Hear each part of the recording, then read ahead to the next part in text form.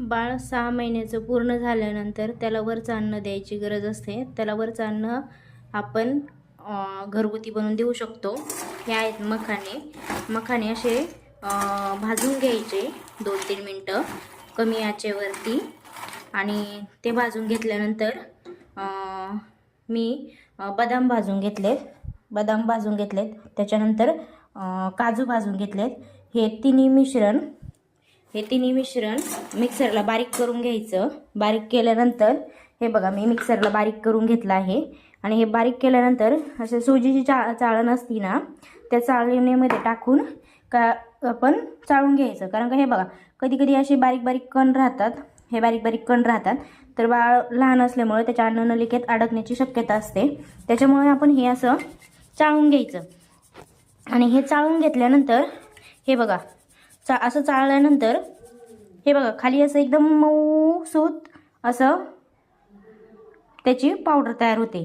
तर ही पावडर कोमट पाण्यात घेऊन किंवा थोड्याशा पाण्यात घेऊन त्यात आपण थोडेसे खजूर टाकून शिजवून घेऊन ती बाळाला पेज बनवून देऊ शकतो.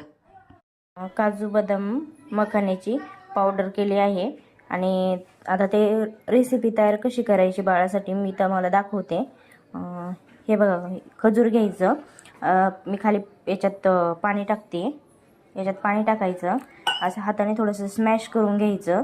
हाताने स्मॅश केल्यानंतर हे पूर्ण याचं म्हणजे मी बी काढून घेतलेली खजूरमधली.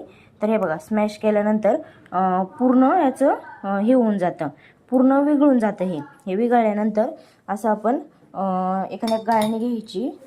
चहाची गाळण असते ना, नवीन गाळण घ्यायची बाळासाठी. पण असं गाळून घ्यायचं. गाळल्यानंतर हे बघा, गाळल्यानंतर हे वरचं जे असतं ते निघतं. आणि खाली हे बघा, म्हणजे असं पूर्ण खजूरचं पाणी राहतं.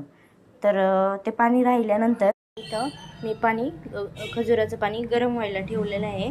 तर आपण तुमच्या बाळाला जेवढं खायला लागतंय त्याच्या हिशोबाने आपण हे असं त्याच्यात टाकू शकतो. तुमच्या बाळाला किती लागते, माझ्या बाळाला थोडंसं जास्त लागते, तर मी थोडंसं जास्त टाकते.